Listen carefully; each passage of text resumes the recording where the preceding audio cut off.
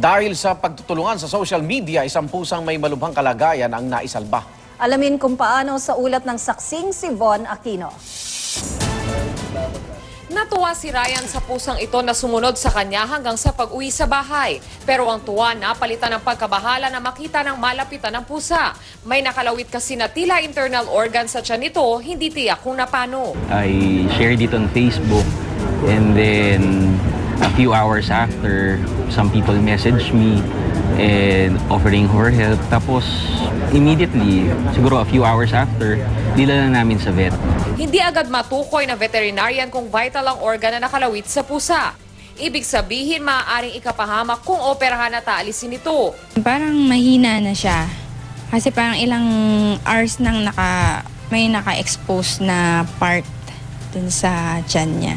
Kaya mas makabubuti raw kung i-euthanize o isailalim ito sa mercy killing. The cat looked back at me. Ewan ko, parang some sort medyo nangusap siya sa akin na parang sinasabi niya na kaya ko to. Suddenly, I changed my mind. Sige, tuloy na natin yung operation. At matapos ang operasyon, heto na ang pusa. Malakas at nagpapagaling. Pinangalanan siyang Salvo. Salvo derived from the word salvation. So, we saved the cat. I want to raise awareness na parang even if these are stray cats and dogs, they have life.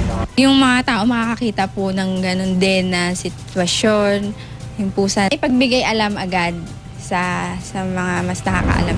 Ako si Von Aquino, ang inyong saksi.